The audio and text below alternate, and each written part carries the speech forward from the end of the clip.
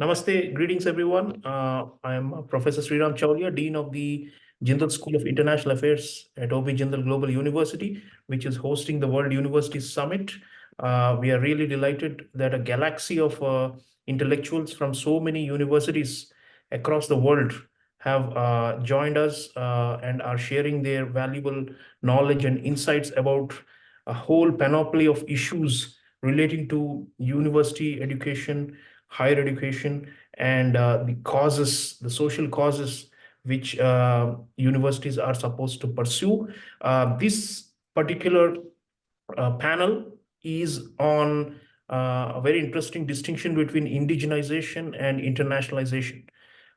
Generally, these can be seen as opposites or as contrasting goals, but then there are probably ways and means by which we can integrate the two, because it would be foolhardy in today's day and time to ignore what internationalization and connections with foreign universities can bring to us.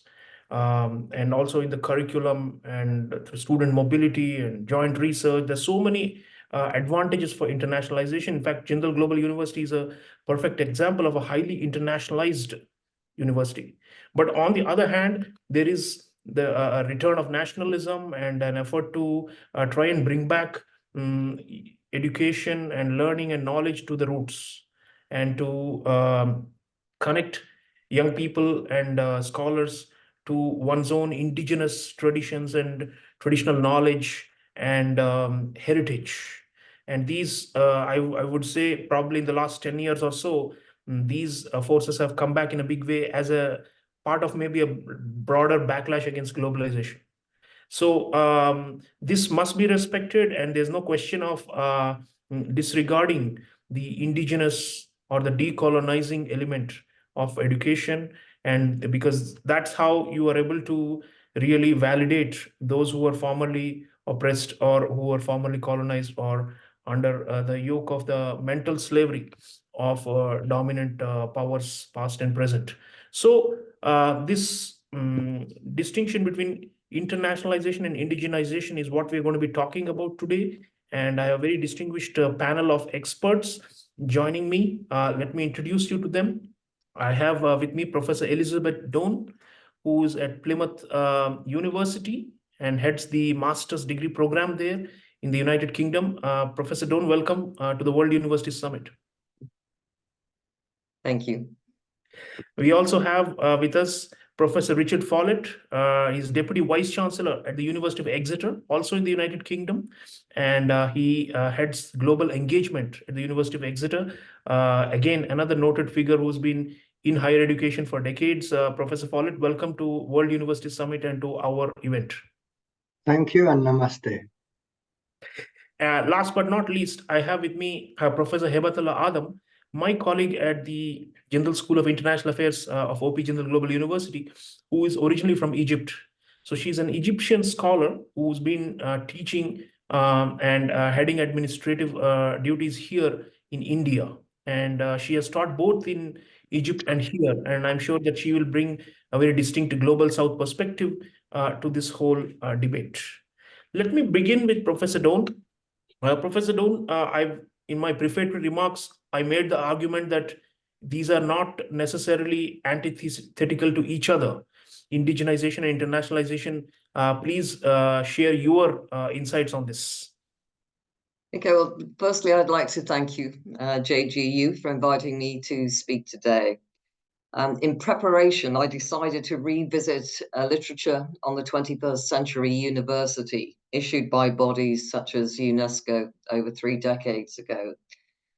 And some of the key themes included calls for transdisciplinarity, engagement with communities and business, and democratization. And today, their translation into institutional imperatives is clearly evidenced in university discourses around cross-disciplinary research, knowledge exchange and commercialization, widening participation and inclusion. The role of the university in promoting social cohesion also featured later in supranational policy statements, echoing perhaps historical moral panics in Europe prompted by rapid industrialization and urbanization, with concomitant political fears around social chaos or disintegration, but also responding to a nascent populism in Europe, I should say.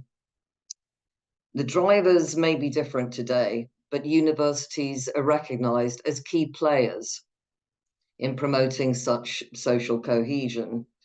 You bear with me a second.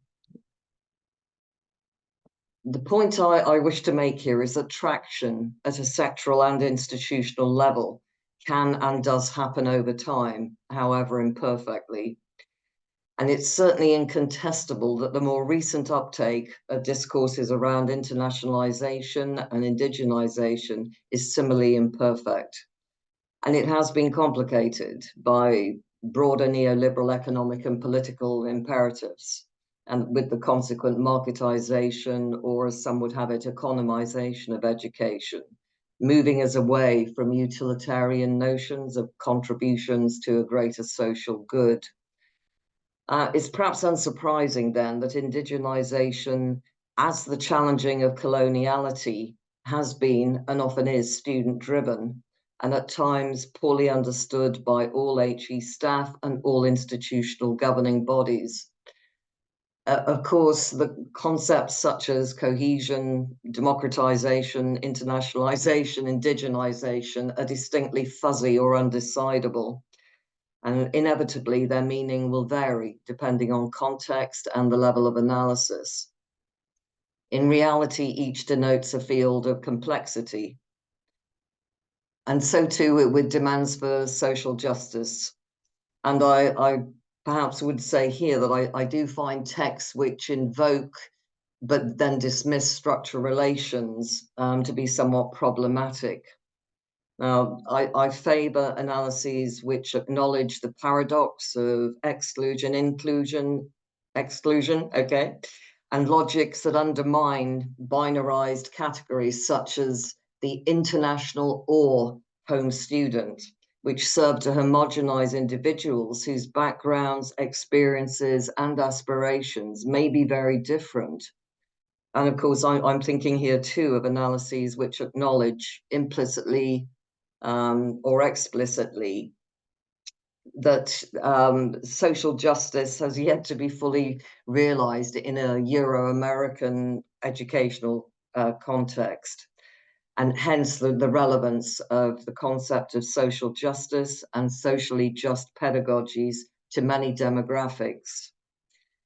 This is why I view the very many initiatives at my own institution, the University of Plymouth, designed to address coloniality and all inequities as ultimately benefiting all students. The need to go beyond representativity and mere commitment statements, if meaningful inclusivity is to be achieved, is acknowledged. It requires staff and students to navigate tensions, perhaps productive tensions between policy discourses, and a readiness to consider onto-epistemologies and practices that may be unfamiliar or that seemingly rest uneasily with hegemonic universalist assumptions about knowledge production. Context specificity in relation to our global partnerships means understanding that every partner has their own priorities, conditioned perhaps by national and geopolitical economic specificities, as well as supranational policy discourse. In relation to our students, it very definitely means an ethics of care, understanding their motivation for studying with us, supporting their career progression, and ensuring that they have the capacity and the confidence to make their voices heard in any forum. Thank you. Thank you, Professor Doon. That's actually, you gave a complex response to a complex issue, but that's how the academics always are. Let me now bring in Professor Follett as well. There's one point, Professor Follett, that Professor Doon just made, which is about Euro-American higher education not doing enough for social justice. although the efforts are ongoing and there are lots of votaries for it. So do you think that's the case? Do you agree with this viewpoint? And what is your view also being at a prominent British university? Thank you very much. And like Elizabeth, I'd like to say my thanks to OP Jindal Global University and my many friends on the Sonipat campus. I'm very sorry I can't join you today. I just returned from an overseas trip over in North America. So my regrets to not be with you in person today. And thank you very much for your initial comment, Elizabeth. I think I agree very much with the direction of travel that you suggested, and indeed regarding the question that has just been posed.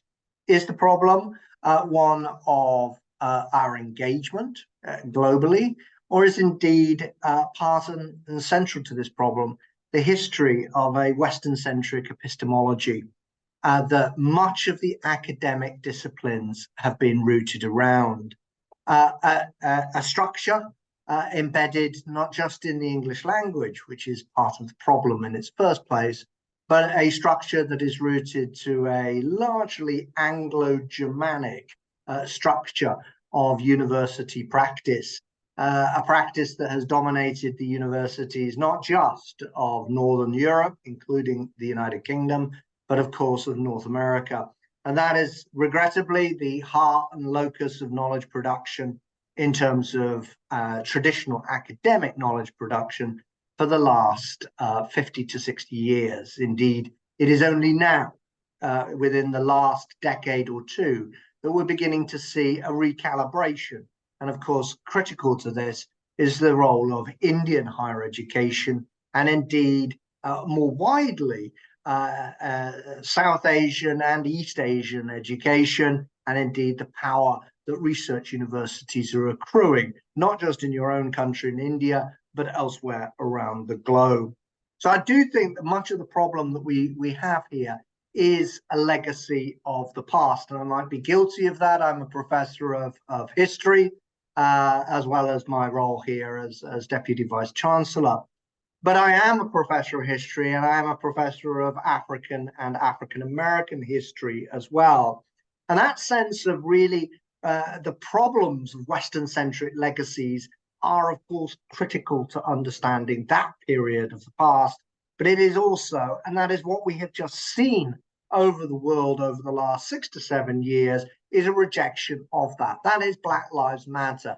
That is Me Too. That is much of the post-colonial, and not post-colonial, but new moves, I might argue, for social justice, rooted in a much more grounded sense of national identity. India is an excellent example of that, and indeed the position of the Modi government in shaping both a Hindustani sense of the country and indeed of the political movement, but a very strong statement of India as an academic leader, as a political leader, as an economic leader, etc., etc., etc., right? So I do think that at this moment we're tackling both a shift in Western-centric epistemologies, but a very welcome opportunity across the globe to reshape our academic, our research agendas, and our and indeed our knowledge production agendas. And I agree completely with Elizabeth's point earlier on that as universities, and this is true whether you are OP Jindal, whether you are the University of Exeter or Plymouth or wherever we've heard from already, the universities really are anchor institutions within their communities. And until we see ourselves and are fully anchor institutions, in many cases, universities will be speaking past their communities. They will not be fully engaged in their communities. They will not be fully engaged in creating true social justice.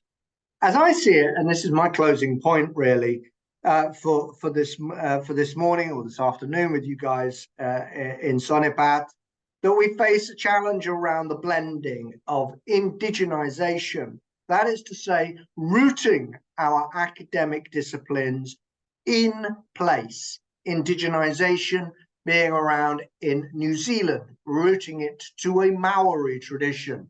in the case of where I was just a few days ago in Arizona, rooting it within a Native American consciousness, for that matter, or indeed in a national basis. What does that mean about indigenization, for example, in an Indian context? What is it that is indigenous?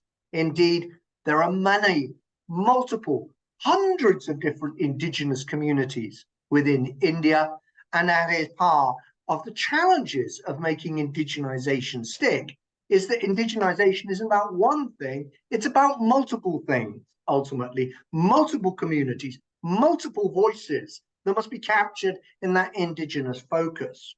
So indigenization is our challenge one. Decolonization is our challenge two. I'm not prioritizing, but I'm just putting them as numbers here. Decolonization, meaning a full step back from that Western-centric epistemological traditions that have rooted, and I've asked the question in so many classrooms at OP Jindal, what are the books that the students are reading? What are the texts that the students are reading? I regret to say, I suspect that 70 to 80% of those texts are drawn from that Western-centric traditions. And I would love to see it altered in that context. And then there's the final point, which is as you observed in the opening remarks, that internationalization. We can only go so far in indigenization, in decolonization. Our tasks are bigger. And that's where I see internationalization as. I don't see it as cutting against decolonization or about the indigenization. I see it as a facilitation device to internationalize our curriculum, both indigenizes and decolonizes. To internationalize our student experience means that it is more respectful of cultural difference. It is more inclusive of change. And so I see internationalization for the students and for our academic disciplines as more comprehensive, if you like. It is the holding tank in which indigenization and decolonization will also work. They are not exclusive, but they are indeed symbiotically linked together. So thank you for the invitation. I look forward to the questions. Thank you, Professor Follett. Yeah, I mean, you have raised an important point about what is indigenous. I mean, that's always something. The history of many societies shows that indigenous itself could be a dominant community's narrative and not necessarily everyone's. But still, let me bring in my colleague, Professor HEBATALLAH Adam, who actually also heads our Center for Global South. Now, Professor Adam, we heard from our friends in the UK about their problems that they bring from their perspective in their universities. Now, coming to Egyptian and Indian context where you have worked, you clearly one of the ways of internationalization we have tried is to not only tie up with foreign universities and to not only meaning Western universities, but also to enter into meaningful partnerships with non-Western universities. So this is a kind of internationalization that is based on South-South cooperation also. And increasingly, we are looking to also reorient our students. As Professor Follett was saying, there is a problem with this legacy where young people still think that Western means superior and Western means intellectually higher. And Western means that it is, more desirable than non-Western. So we have been trying to also, at our university, trying to reorient our students to think about non-Western scholars, non-Western scholarship, cite more from non-Western sources, including our own indigenous works in different disciplines, and to try and also get our young people to visit non-Western societies as part of student mobility agreements and so on. So internationalization need not mean Westernization, and that's has been one of our objectives. So over to you, Professor Adam, your experience from Egypt and India and your thoughts on all this. Thank you, Professor CHAULIA, and our esteemed panelist of today. Regarding the decolonization, I think that we should first differentiate between colonization and coloniality. Colonization is more about the action of settling, controlling the administrative colonies in South African or in African countries, Latin American, Asians, but coloniality has extended even after independence. So it is more about power relations, hidden practices, and attitude. And of course, regarding our talk today, it is about the practicing control over education, the education system overall, and specifically in higher education. So decolonizing curriculum involves challenging the Euro-centric viewpoints, and here it is more about amplifying voices, marginalized voices from Global South, rethinking how knowledge is produced and transmitted within the academic setting. So speaking about universities, what universities can do to decolonize the curriculum. So universities can address by decolonizing the curriculum, historical injustice, promote social justice, and create more inclusive and learning environment for students to make students, given that we are now have more diverse set of students representing different population from South and North, so we should have more inclusive learning environment. But unfortunately, in many or most of Northern and Southern countries, we are still following the Eurocentric viewpoint in our higher education system.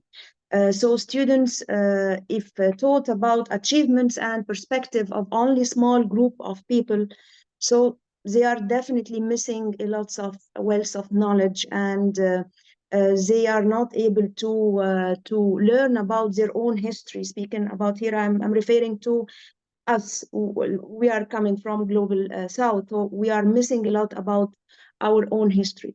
So how I will share like more of my practical experience in India and in Egypt. How can we decolonize the curriculum? So from my point of view, I think there is 3 steps that we should follow. First of all is to acknowledge that there is we of course we should acknowledge that European and Western, they have added a lot to the literature, and we should get the maximum benefits of their contribution, but also we still acknowledge our own history and to integrate this history to our curriculum. And secondly is by action, and action here it should be taken by all kind of structure to decolonize the curriculum. Starting from, first of all, the teaching faculty, we should have more visiting faculty coming from Africa, Latin America, Asia.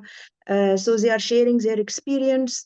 When we design our own curriculum, so we should have more of courses that are reflecting the history of countries in Global South. Like, for example, in Jindal School of International Affairs, we do have many of electives offered on political economy of development in Africa, Latin America, in Asia. So we should have more of courses on history of these regions of Global South.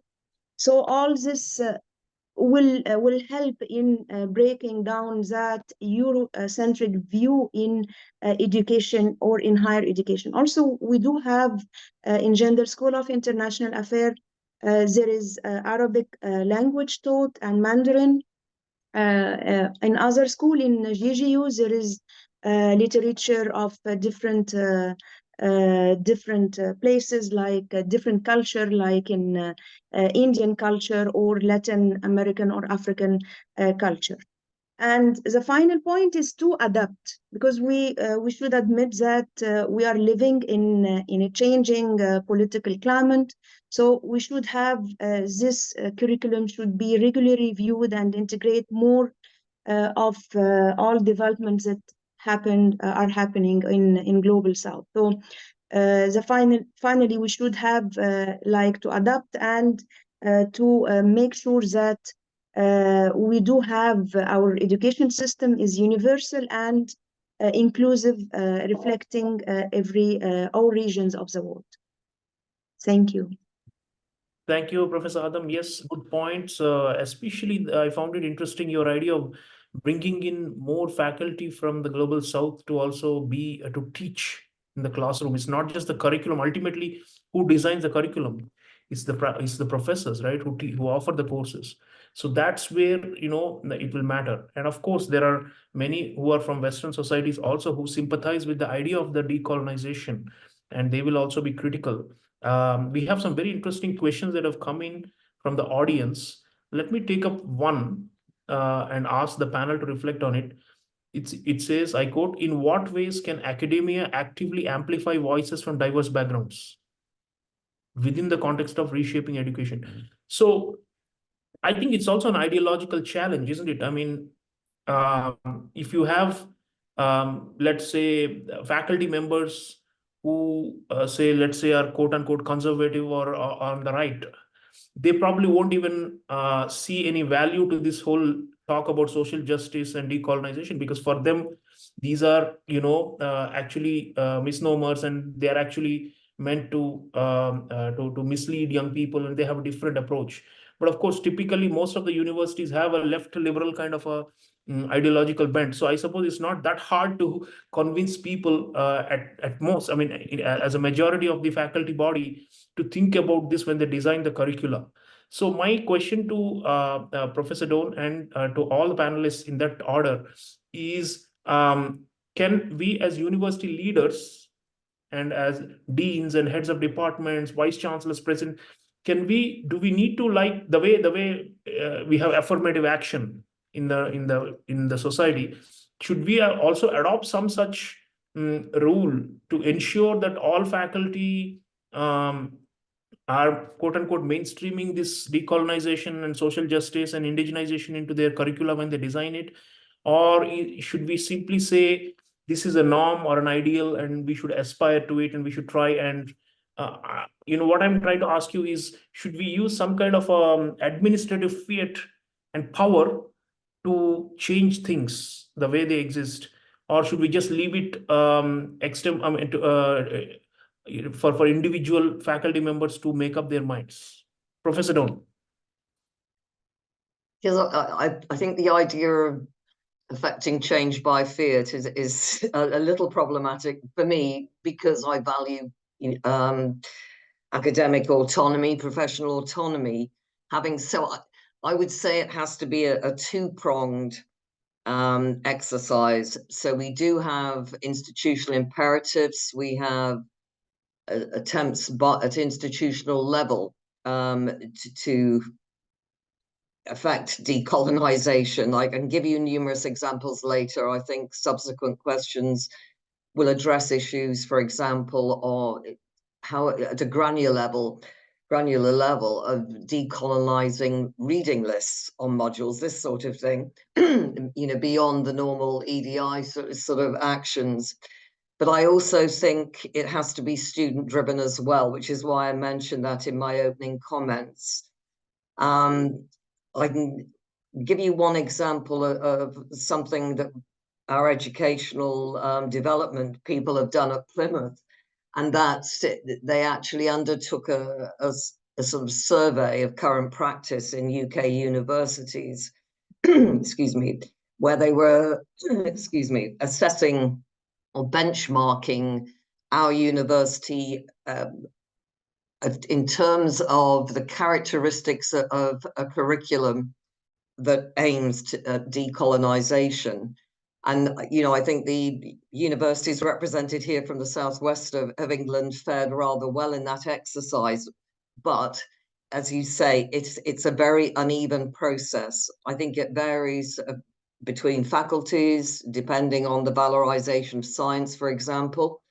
But there's a lot that can be done. And even, to give you some examples, our staffing policy does reflect an effort to actually have students being taught by subjects such as the politics of the global south by academics from the global south or the relevant part of the world. So I think that's very important.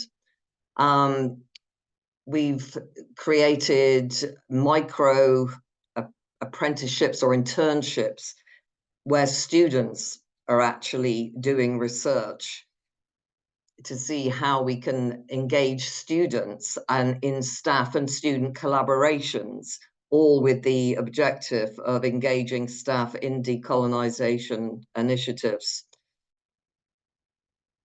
I'll stop there because I can go on and give you many examples of what Yes. we're doing at Plymouth, but I think your question was a more general one. Yeah, no, that's helpful to know because we are always looking for good practices that we can learn from our sister institutions across the world. Professor Follett, sometimes you hear, there was a change in leadership and a new vice chancellor came in or a new president, and suddenly, she or he instituted a remarkable transformation, not just in administration, but also in the approach of the university to social justice, to community, and to the underprivileged and marginalized and all those things. So, what role do you think university leaderships can play in this role in this cause? Thank you very much. And I think university leaderships can play a critical role, and largely because it's the institutional leadership that sets strategy and it sets the approach that a university will undertake. I'll give you one example. It's from Exeter. There's about 3 years ago, I wasn't here at that time, I joined from the University of Sussex a year ago. But about 3 years ago, the university leadership, new leadership, rewrote the university strategy, and it rewrote it around 3 core pillars around delivering a greener planet, a fairer planet, and a healthier planet. And it allied all research agendas and all engagement agendas fundamentally around those 3 pillars. Now, you can be cynical and say, oh, well, it's just a marketing piece of university leadership. But it isn't, in point of fact. It's very much rerouted the institution's sense of itself. But it also took the opportunity at that time to think hard about what are the values, what are the underpinning values that the university will embrace.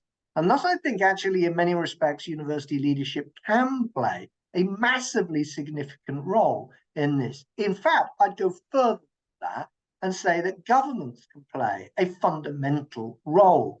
We're at the moment dealing with the end of a UK government, which has a particular political persuasion. But if I take the Indian example, by contrast, India passed, of course, the NEP a matter of 3 years ago. And at the heart of the NEP is an education vision for India. It's a highly progressive vision of interdisciplinarity, interculturalism, and indeed the growth of the education offer within the country.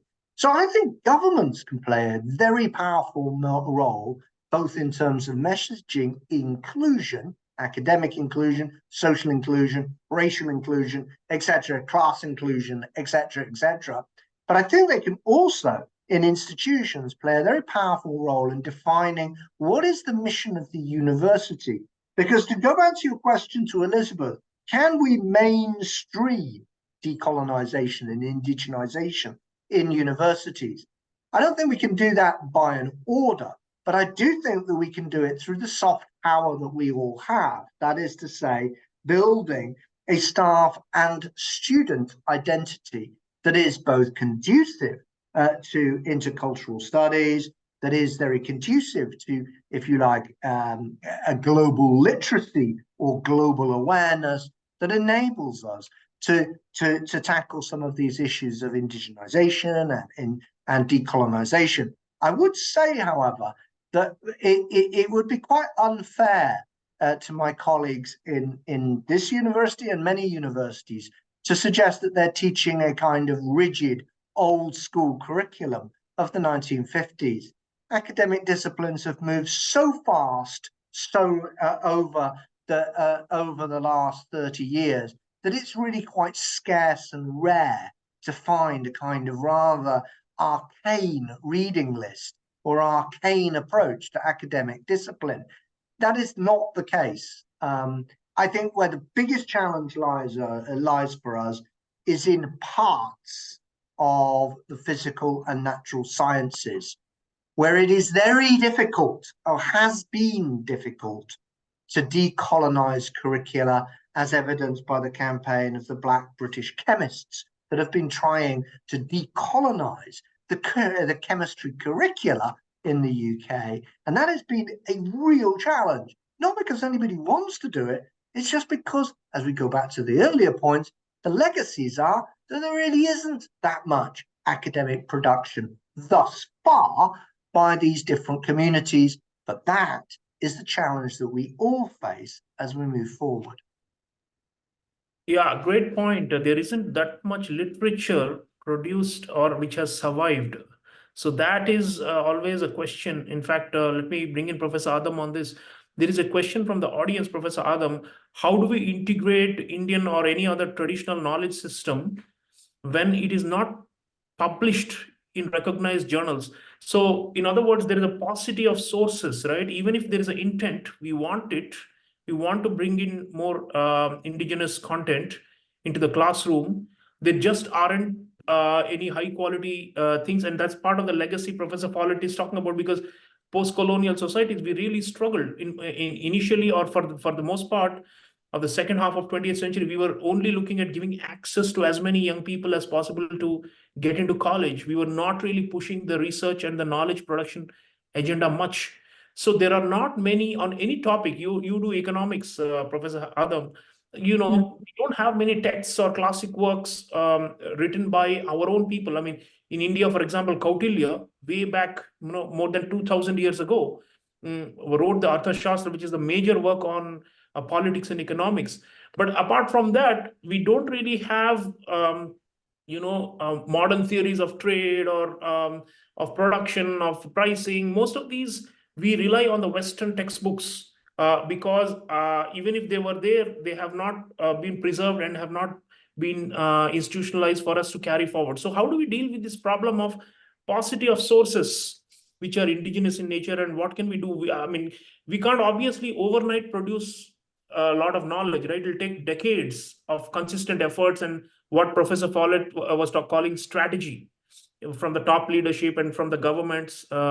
Only then can this probably change. But meanwhile, what can we do due to the lack of sources? Yeah. So actually, yes, I do agree that with regards to main theories, so they are written by a European theorist and economist, politician. So this is what we cannot avoid. So we are always referring to the main theories like Adam Smith, David Ricardo, all the main theorists in economics. But when it comes to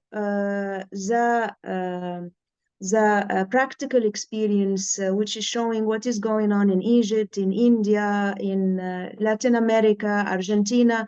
So here we can, in different modules, we can refer to our colleagues in these regions and their work and how they have analyzed, for example, the impact of international trade on green economy in Egypt, in Argentina, or in India. And if we are doing more research, we will find that there is lots of scholars from Global South that have done lots of contribution in different fields, in social science and even in natural science as well. Like, for example, in my course, I'm teaching this semester political economy of development in Africa. So the main text that I have recommended to my students is written by an African scholar, because if we will share what Africa has went through during colonization and decolonization and post-colonization from a point of view of a European or a Western scholar. So of course it will be a totally different vision if someone who has lived on the land and he belongs to the land is sharing his own or his own people point of view. So there is yes, there is a shortage in many of the sources that we can depend on. But if we are doing more research, we will find that there is some good sources that we can depend. Also, one more thing that we can do. Meanwhile, that we can invite scholars from global south, from Africa, Latin America, Asia, to come and discuss. So it is not necessary that we are sharing with them books or a written article, but we can have discussions with our colleagues, faculty colleagues from southern regions. Yeah. Those are actually practical and doable indeed. Friends, we have time for just one more round, and let me take up one last question from the audience. How can the global dialogue on inclusivity and cultural diversity be fostered within higher education institutions? So, in other words, I mean, in a way, the World University Summit is like a global dialogue only that we're doing. But then how can it be fostered within institutions, institutionally as a culture, and how can we make this inclusivity? I mean, sometimes it's a cliche. Everybody says we are inclusive, but then we don't know what it really means. But let me throw it to the panelists. A last word on the importance of dialogue and on communication with partners from other parts of the world. How can this help us to rethink our notions about indigenization and internationalization? In a way, like we have said before, internationalization can help indigenization, because of this dialogue that we are having, like the World University Summit. So last round, back to Professor Doan. Value of global dialogue. How do you see it? It's invaluable. I think, to summarize, absolutely invaluable. And we do affect it, through various means. I really did like what Professor Adams was saying, because I think it so much of the dialogue will happen at a disciplinary a discipline level. I can give you again examples where in my own faculty, where we have it's described as an Adventures in Post-Humanism reading group, but in fact we have speakers from around the world. We have collaborations, research collaborations. Our arts people collaborated with a Maori academic and researcher to produce a counter-narrative to our Mayflower celebrations, which some would describe as a celebration of colonialism or historical colonialism. And, so there was a counter-narrative produced with somebody from the Maori population. My specialism is inclusion, so I'm trying not to get lost in debates that I think probably aren't appropriate here. But I support international students to research their own national contexts. I promote criticality, and when I talk about a dialogue being student-driven, I support students who want to look critically at their own inclusive education systems. I think dialogue at every level, institutional, global, but at a granular level as well, as Professor Adams says, at module level, is because engagement is key.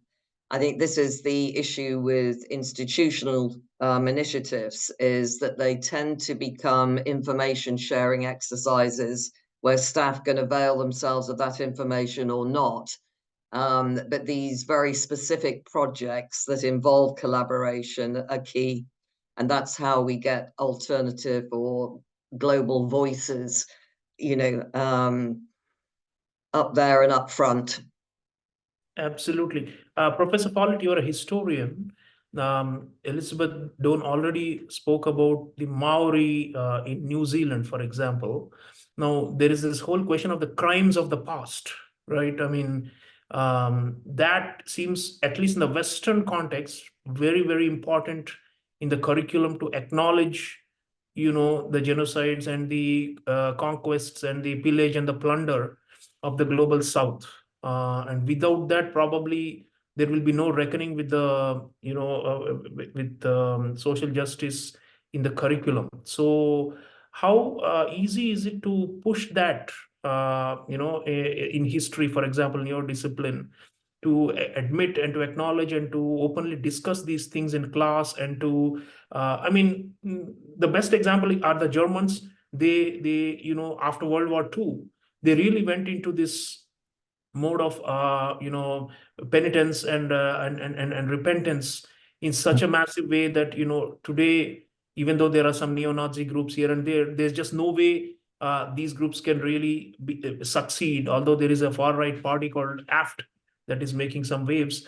So to some extent, even the Japanese have atoned for the crimes committed during World War II. But I'm talking about the European societies, including Britain. I mean, they had such a large empire, and have they fully come to a reckoning with that past, and how cognizant are the students and the curricula about this aspect, about the crimes of the past? I think it's a really good question. I think they've become, over the last 5 years, much more aware of the crimes of the past than they were even a decade ago. And that really has been driven by the power of Black Lives Matter as a movement of social conscience, not just in the United States, but more widely.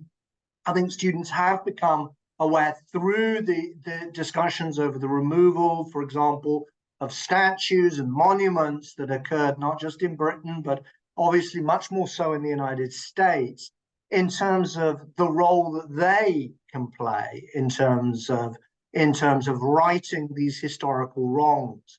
So I think that what was perhaps the case 2 or 3 decades ago, that slavery, for example, colonization, was a poorly understood concept within British universities, is just simply not the case. Today, university curricula, history curricula, are packed full of indeed decolonization debates, discussions about the legacies of Britain and indeed of Europe. But I think the much more significant point to this is that a modern history curriculum doesn't focus necessarily purely on the downward thrust of colonization. It focuses on the upward thrust from the colonized people, the way they shaped and resisted that imperial tradition. So I think, to be perfectly honest, that when we talk about curricula today, we need to be thinking about what modern students are interpreting. Of course, what's very interesting, especially in the United States, is that just as the Black Lives Matter movement and the liberal progressive movement pushed discussions in one direction, we've seen through the Republicans and indeed the Tea Party movement before the Republican mainstream of Donald Trump, we've seen a counter narrative, an argument that this is actually, by rewriting history in a decolonized and indeed progressive mode towards formerly colonized peoples, that we have indeed pushed the brush too far the opposite direction. And so we've triggered a counter narrative from the right in this context. And I think the role of UK universities has to be in navigating precisely that terrain. We have to be at the heart of those debates. We are in the heart of those debates. I'd like to say one thing, however, and this picks up with what Elizabeth talked about. How do we make that change? One thing we can do is very consciously internationalize our students. Now, only a tiny percentage go international, study abroad, or do those types of things. So we very much need domestic internationalization programs that consciously embed international perspectives and cultural awareness into every student's curricula. I think we also need to embrace COIL, Collaborative Online International Learning, bringing students together from different backgrounds. Here at Exeter, we lead on a program called Future 17, a global consortium that brings students from literally every part of the world to work on SDG projects together. Again, you get a multiplicity of voices, a multiplicity of approaches. And I'll finish with one point, which is highly relevant in an Indian context, because the NEP really permitted us to develop joint degrees, dual degrees. It enabled transnational education.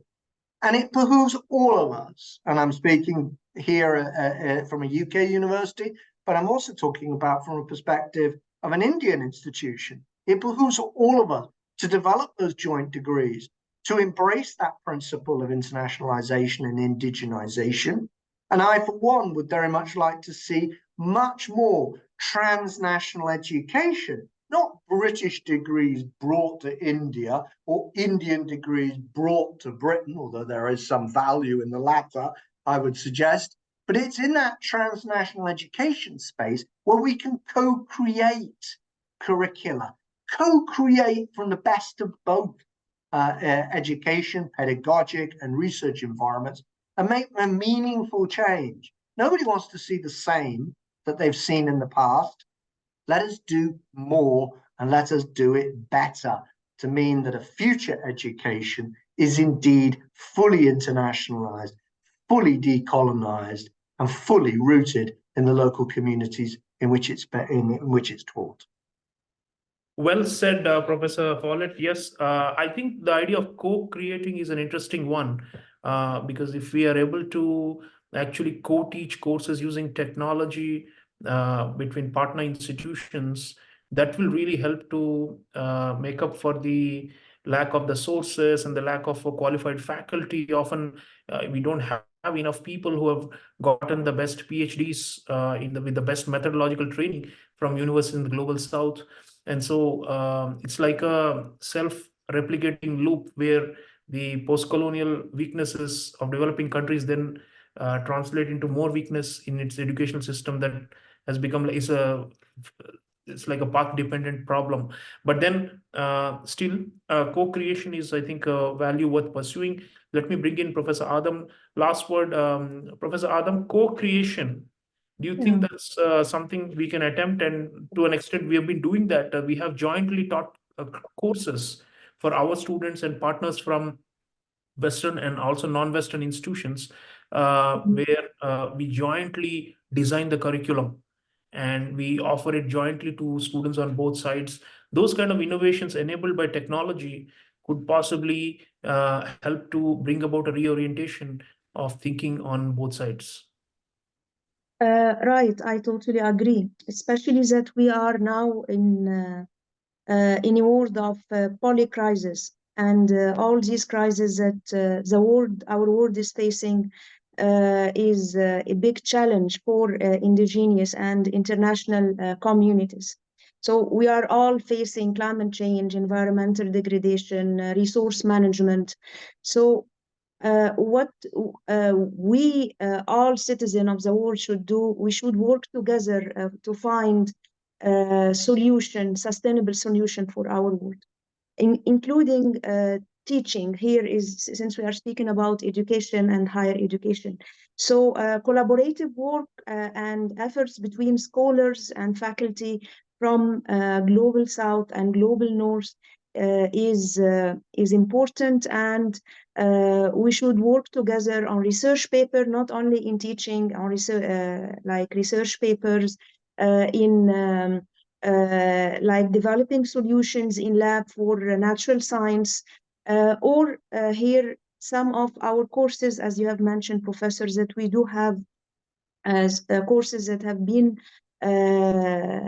created and co-taught between faculty members from India and their colleagues from Europe, from other countries.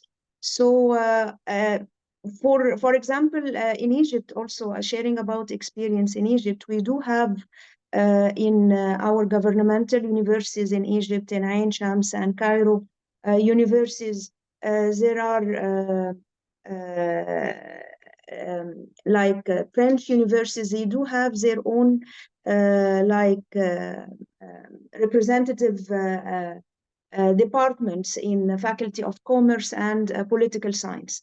And European French faculties, they are coming and they are teaching, and also there is Egyptian faculty teaching in the same department. So Egyptian students, they are getting knowledge which is Franco-Egyptian, and they are getting exposed to diverse knowledge.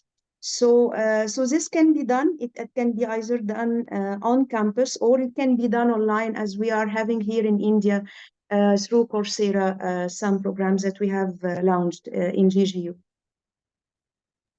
Right. So, viewers, some of the discussion today is that internationalization and indigenization may actually be quite complementary, depending on how we understand internationalization. And indigenization also needs to be further broken down to really come to the root of it, because sometimes it can also be a cover for only dominant narratives to be brought forward. So nonetheless, our panelists have all talked about the challenges that universities face, and also shared some very good best practices that universities around the world are doing to try and make this combination of internationalization and indigenization work. It's not easily accomplished overnight. It's a task that requires constant reminders. It requires a strategy, and it also requires a certain socialization of the academe to think a little differently from what they have been doing before. We are also glad to note that things are changing in many parts of the world. The curricula, as well as the ideological positioning about the past, especially, which is essential to for decolonization. These things are changing, and which also mean that we will be able to probably see what Professor Follett was talking about, a fairer world, that being an objective of the University of Exeter.